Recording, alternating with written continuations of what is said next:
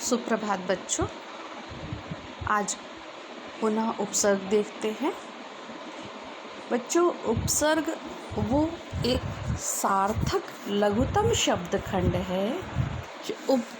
जो उपसर्ग है वो एक सार्थक शब्द है और सबसे छोटा शब्द है, शब्द का खंड है।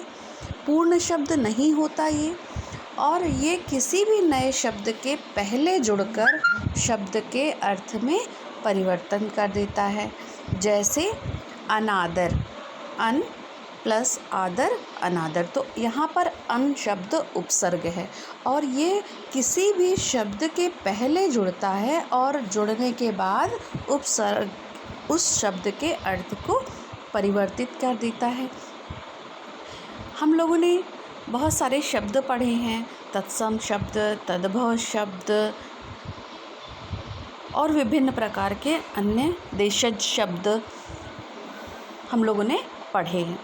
लेकिन हमें यहाँ पर ये ध्यान रखना है कि हम हिंदी में उपसर्ग जो उपसर्ग है वो अपने मूल भाषा से प्रभावित रहता है सदैव। यदि मूल शब्द संस्कृत भाषा का है तो उसमें उपसर्ग भी संस्कृत भाषा का लगेगा। अगर संस्कृत भाषा मीन्स तत्सम, यदि संस्कृत से प्रभावित जो भाषा है, संस्कृत निष्ठ भाषा है वो, यानी जो संस्कृत से शब्द हिंदी में आए हैं उन्हें हम तत्सम शब्द कहते हैं। तो अगर तत्सम शब्द है तो उसका उपसर्ग भी तत्सम होगा, और अगर तद्भव शब्द है उसका उपसर्ग भी तद्भव होगा। इसके अतिरिक्त यदि हम उर्दू भाषा का शब्द है तो उसका उपसर्ग उर्दू में होगा। अगर फ़ारसी का शब्द है तो उसका उपसर्ग फ़ारसी में होगा। तो यहाँ संस्कृत उपसर्ग की बात करते हैं या तत्सम उपसर्गों की बात करते हैं। उपसर्ग एक प्रकार से अव्यय शब्द हैं जो कि किसी भी शब्द से जुड़कर उस पूरे शब्द को, नए निर्मित शब्द को भी अव्यय बना लेते हैं। प्रायः जो आपने अव्यय पढ़े हैं वे सारे ही उपसर्ग हैं।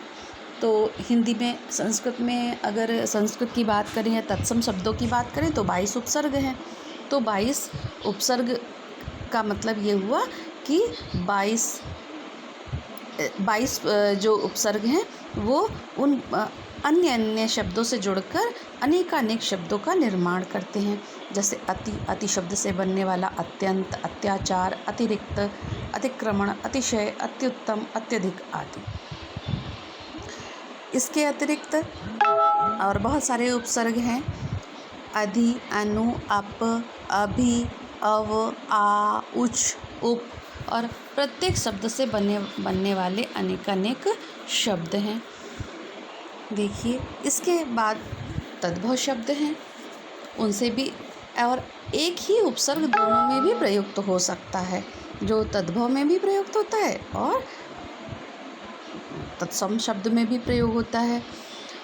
जैसे तद्भव उपसर्ग हैं अन, उन का अर्थ एक कम के अर्थ में प्रयोग होता है। जैसे 49, 59, 69, 39 अ उपसर्ग है। अवगुण, अवघट, अवतार, ये सारे शब्द इससे बनने वाले शब्द हैं। और आगत शब्दों में विदेशी भाषाओं से, उर्दू, अरबी, फारसी से आए हुए शब्दों को उसमें प्रयुक्त करते हैं।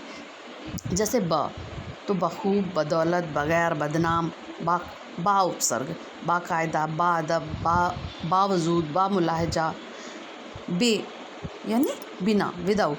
बेअदब, बेरहम, बेगुनाह, बेचैन, बेईमान, बेवफा, बेघर, बेहोश, इस तरह के शब्द बनते हैं। गैर उपसर्ग है, गैर कानूनी, गैर सरकारी, गैर ज़रूरी, गैर जिम्मेदारी, ये सारे शब्द गैर उपसर्ग से बनने वाले शब्द हैं।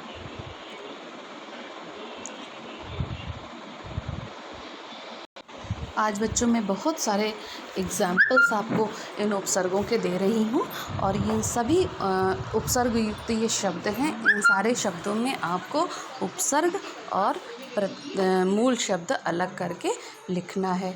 देखिए, अत्यंत, अधिकार, अनुशासन, अपकार, इसमें मैं कुछ भी अत्यंत जैसे अति प्लस अंत, अधिकार अधि प्लस कार, अनुशासन अनु प्लस शासन, अपकार। इस प्रकार से ये बहुत सारे शब्दों का मैंने कलेक्शन किया और ये सारे शब्दों को आपको इनमें उपसर्ग और प्रत्यय अलग करके लिखना है।